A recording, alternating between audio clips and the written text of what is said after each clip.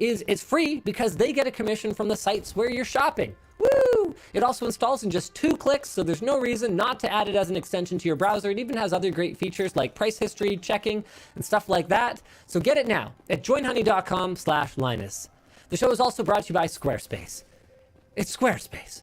You want to build a beautiful website and don't spend a bunch of extra time that you don't have because you're a busy lad or lass?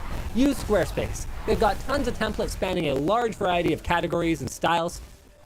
So whether you need a website for your blog, your wedding, your business, Squarespace has got you covered. You can buy a domain through Squarespace if you need one, or you can port over an existing one you already own, and you don't have to take my word for it. Try out Squarespace for free for 14 days at squarespace.com/WAN, and make sure you use this link, by the way, because it'll give you 10% off your first purchase.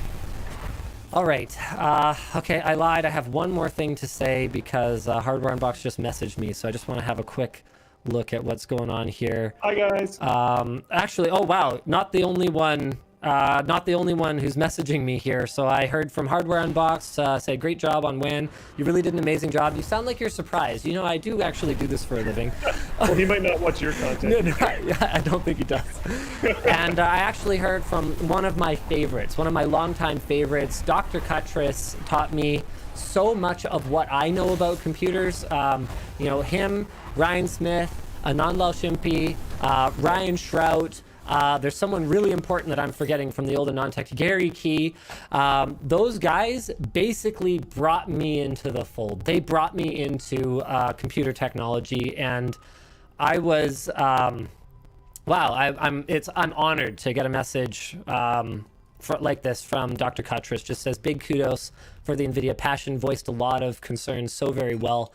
And then this is sort of editorial plans that he has, so I'm not going to talk about that. That's his private information. But thank you, Dr. Cuttress. Good to hear from you, Ian. Man, I miss you. We haven't chilled in forever because of this COVID shit. So next time we get a chance, I'm hopping on the next plane to the next trade show that actually exists, and I will see you there. All right. So yeah, thanks guys. I'm not doing this for kudos though. I'm doing this because it's legitimately actually important. And oh man, I didn't even talk about how NVIDIA doing this empowers other manufacturers to take these strong arm approach to things. Like, if NVIDIA starts doing this, it's who's going to say that, you know, Intel isn't going to look over and say, oh wow, well this is a really good idea. We don't have to seed products to anyone that doesn't say how amazing our, you know, AVX 512 extension is. Oh, what a wonderful idea. Okay. Talk about Cyberpunk, please. I need to stop thinking about this now. Okay. So Cyberpunk has problems on old consoles, on old hardware, etc. On PC, if you have the might, it can look really fantastic. Night City looks beautiful. Some of the models are absolutely fantastic, but on mortal hardware, as it's described in the doc, and I like that, more common hardware, it can chug pretty hard. For instance, GTX 1080, that's the same thing I ran it on. It's the same thing as the person who wrote this ran it on. It can chug pretty hard if you try to put it at a very nice setting. It sounds like the person in the doc ran with mostly medium settings. That's the same thing. And they noticed it regularly dipping below 60. So did I. Sounds like we had a very similar experience. They say they haven't had very many bad bugs yet, but they're only about 4 hours in. I'm in less time than that and have experienced some bugs, but I was also kind of poking for them, so I don't know how fair that is. Nerd. A little bit. On the PS4, however, it runs between 720p and 900p with a frame rate of around 15 to 20 FPS in the city, getting closer to 30 FPS inside or indoors. Yeah, that's pretty rough. 15 is like it's not a good experience. No, not even freaking remotely. There's also lots of examples you guys have probably seen around the internet of things that, like, if you've seen Cyberpunk on a good setup, just don't even actually look, I'll read that later. Don't even actually look like Cyberpunk. There's also some really, really bad interactions. Like I saw one clip where someone walked up to a person in the game and the detail level of their clothing just rapidly changed in front of them without ever actually sticking on one thing. Right. Probably due to performance issues of other models in the scene, and Yeah. then trying to decide what render distance it wanted to do and stuff. And if it's a busy street, there could be models popping in and out constantly, and they just wouldn't know what to do. Yeah. So like graphically, there's lots of issues. Digital Foundry has done fantastic analysis on the game, as they generally do with these types of things. There's a quote from them that says, for a particular car chase in the game on PS4, it just cannot run. It's not that it's running under 20 FPS, but it stutters as well as streams in the world. There's slowdown, there's stuttering, and the visual quality is seriously compromised. I mean, the whole thing is just kind of a mess. That's not, it's not what you want Digital Foundry to be saying about your game. So yeah, it has major performance issues, which I think on PC is a little bit more excusable. We're just used to that. Yeah, and like sometimes the argument of like, oh, you have to go get new hardware to play new fancy game is kind of embraced by the PC community. But there's a bigger problem for console players, because this is a really good argument for why licenses for games should be platform agnostic. Because if I'm someone who bought this game for PS4 and I don't manage to get it refunded within my refund window, whatever that is in Sony's shop, and I want to play it like properly at some point, I now have to buy another copy of the game. Like, what? And whereas on PC, we actually do buy games that we know are pushing the limits of our hardware, knowing that we're going to play it through once for the story, we're going to save our pennies, we're going to upgrade our graphics card 6 months down the line, and then we're going to crank the eye candy and we're going to play it again and have like a whole new experience. That's part of PC gaming. Yeah. And there's arguments there too for like replayability of the game and whatnot. But like, it is kind of it's aggravating to be able to buy something for something specific. Like, I can buy this game specifically for a PS4.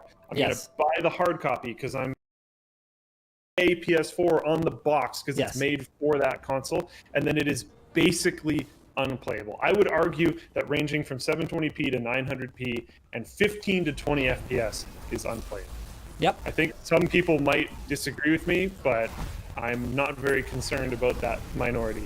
It can cause nausea for people. Like, very low frame rates, especially if you're playing on a TV, like on a large TV, can actually cause physical problems for people. This is about more than just PC, MR, elitism, ew, 15 FPS. Like, that affects your ability to play competitively for realsies.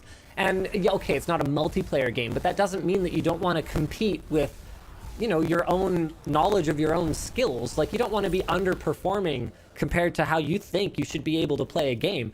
Like, I only played it briefly, and I went through a car chase scene where you're supposed to, like, actually, it might be the same one Digital Foundry's talking about. I didn't watch the video. But you're supposed to shoot opponents that are in, like, another car that's in front of you and, like, moving around and stuff. There is no way that I could have done it at 15 FPS. It was hard enough with it chugging on the settings I was playing on with the 1080. There has been some comments in the chat, and I think we might have said some confusing things, very much myself included. This has an upgrade to PS5. What Linus was talking about was a general thing where all games should be platform agnostic. Yes. Wasn't necessarily talking about only this one in this one case. He's talking like everything should be platform agnostic. Correct. So yeah, just wanted to make sure we had that clarification fully out there. Sorry for the confusion. Every game should. There you go. There should be no reason why you are ever stuck with a copy of a game for a console that doesn't run it properly and then not be able to experience it properly with the same license of the game that you've already purchased. Thanks for jumping in with that, guys. Yep, go ahead, Luke. Yep.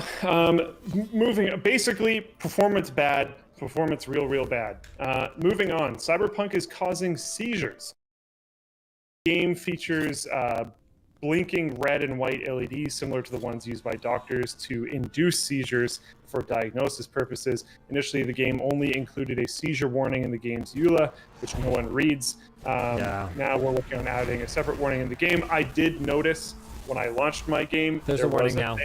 That says there's a seizure warning, but still, like, it's not the best look. And also, like, there's, even aside from the white and red flashing, like, the way that even the website for the game, like kind of glitches. Like I thought my display was actually broken, or like I had a bad HDMI connection or something like that. I understand that's an aesthetic you guys are going after. If there's anything we've learned from having things like a dead pixel on one of our cameras, it's that it's not really conducive to the user's enjoyment to have them think that their equipment is defective. Okay, when people are watching an LTT video and it makes them think they have a dead pixel on their monitor, they're not focused on enjoying the video in much the same way that, like, if you're half the time you think that your, TV's broken, you're not gonna, and I'm not saying half that anyone's that stupid, I'm just saying as an aesthetic or artistic choice, I don't know, maybe reconsider next time. That's all. I'm not saying it's the end of the world. So, and last but not least, and this isn't a note in the doc, but it's the user score. All right. Luke, talk about how you really feel. Luke. There was already articles going out about like why a 90 was a failure. Cyberpunk got a 90 on Metacritic, and it was interpreted as very bad. And some people were like, "How is it? Like, if I got 90 on a test, I'd be super stoked. So how is this bad?" Well, there's a lot to do with that. I'm not even going to go into that now. What is more in the realm of failure, and to be honest, as I've looked at this throughout the day, it has constantly increased. So maybe it's not really going to be as much of a thing. But the user score this morning was below 6. It is now currently 6.1. There are some things in the game that may have led to certain people just review bombing it. Yes. I don't think that's entirely the reason why it has this score. I've read through a decent amount of the reviews, and a lot of them felt kind of the same way about it that I did. It's very railed at the beginning. Night City is very pretty, but feels very dead. There's a lot of lacking of AI. Like to get away, someone was talking in one of the reviews that, like, if you need to get away from the police, the way you do it is by driving in a straight line, because they like pop out. Yeah. I was able to get away from the police in my just visual impressions video. I was able to get away from the police by starting a story dialogue. So I just like ran over to someone that I was supposed to talk to continue the story, and the police behind me just like stopped being interested in me immediately. I was no longer a wanted criminal. I mean, that's like GTA 1 stuff.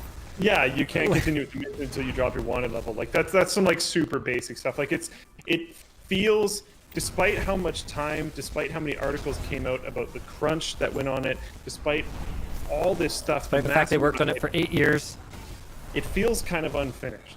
Also, I'm like, I don't know, I played for a while, not like a super long time, but I have only seen things so far that were either in trailers or like in short gameplay snippets that they have uploaded.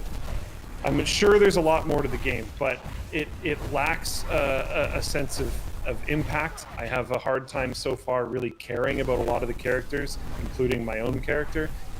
It lacks a sense of impact when you do things in the game. Things feel very hollow. An example that I would give for that is like in God of War, when you the newer-ish God of War, when you throw the axe and catch it again, there was like articles about how amazing that feeling was because it had fantastic feedback. Yep. It had a fantastic impact, and like almost nothing in Cyberpunk feels like it properly has that amount of impact, which breaks immersion.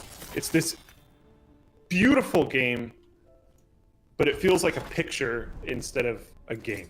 Now, I'm not far enough in to make an actual review at all. To disclaim it, this is not a review, and Luke still... Are you planning to play it more? Or are you just like kind of not that into it?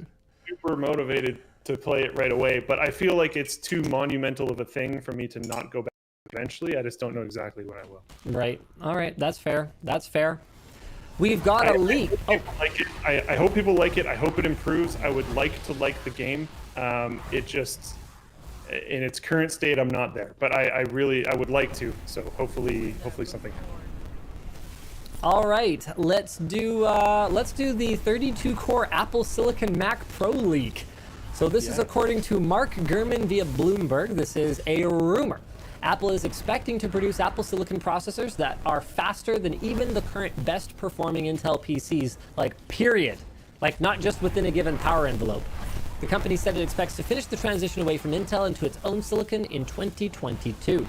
The unnamed sources say, at present, the plan for 2021 is a new MacBook Pro and both an entry-level and high-end iMac. So I'd be expecting something competitive with like, you know, a Core i9 10900K, like that kind of class of product.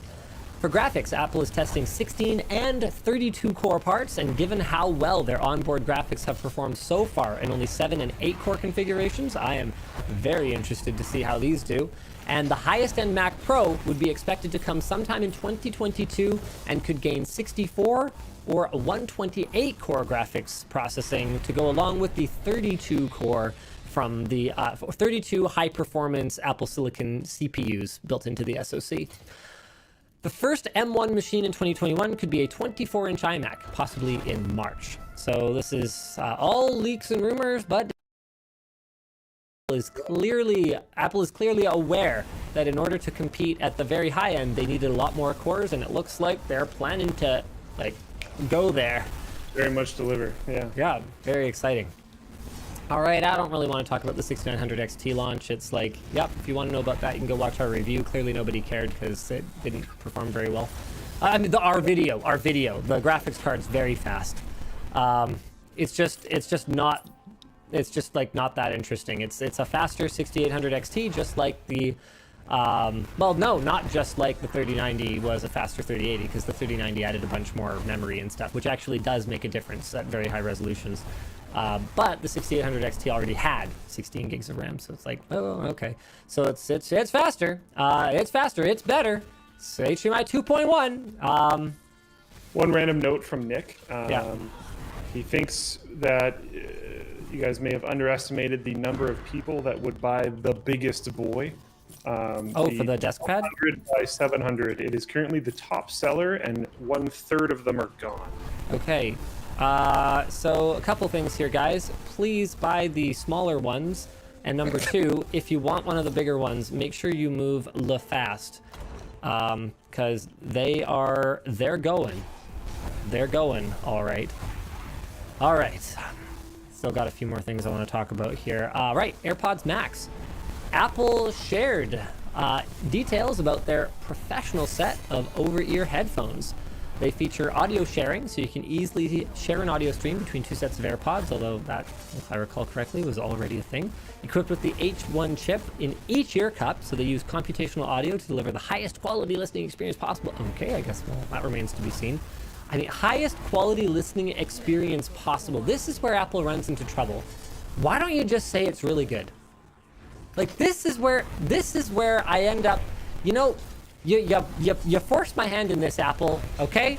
Because this is where I end up making a video saying Apple's up to their nonsense again, making marketing claims that can't possibly be true. And then Apple fanboys come after me and they say, Linus is always just down on Apple. And it's like, no, what I said was the marketing is bad. I'm not saying the product is bad. I'm just saying I sincerely doubt that it is the highest quality listening experience possible. That's all I'm saying, is that it probably isn't that. Okay? Yeah. Highest quality, that is a direct quote from their website. I sincerely doubt it. Okay. High fidelity audio, adaptive EQ, active noise cancellation, spatial audio, transparency mode, all that sounds good. Like, to be clear, I love my AirPods Pros, and the AirPods are good too. I think they're good products. I think it's a good product line. I have high hopes for this. Just don't say stuff that's just obviously not true. Like, the highest quality listening experience possible. Just say it's a pair of over-the-ear headphones that's pretty good. Maybe even good. Just say that. Like, 5 colors, including space gray, silver. Sorry, you went robot there for a sec. Hit me again. You should try to get your hands on some Orpheums and then compare the two. Yeah, exactly, right. But then I get accused of being like an Apple hater, like, yeah, you had to spend $20,000 in order to beat it. Right, but Apple positioned themselves against it. They said theirs was the highest quality listening experience possible, which is just, like, obviously not true. So then I'm made out to be the bad guy. Okay. Space gray, silver, sky blue, green, and pink. They're $549, which honestly, I thought a lot of people were like outraged about the price, and I'm looking at it going like, have you ever shopped for headphones? Especially if these are the highest quality listening experience possible. Like if these go experience possible, that is a amazing part. That's a smoking deal. Oh my goodness. Ladies and gentlemen, do I have something to sell you? According to Mark Gurman again, Apple reportedly ditched some features in order to release them in 2020. Touch controls, nope. Digital crown, like the Apple Watch, provides volume control. Wait, are these missing features? I don't even know. I'll look at this later. No customizable headbands. Right. Touch controls, nope. Digital crown, like the Apple Watch, one chip, so no wireless volume control. Okay, wait, sure. Are these missing features? I don't even know. All right, last thing. This is from no customizable headbands. HP's free ink for life. Like the Apple Watch, wireless volume control. Wait, are these missing features? Years ago. All right, last instance is no customizable headband. HP's free ink for life. HP launched its instant ink just 3 years ago. All right, last instance is no customizable headband. HP's free ink for life. HP launched its instant ink just 3 years ago. All right, last instance is no customizable headband. Free ink for life.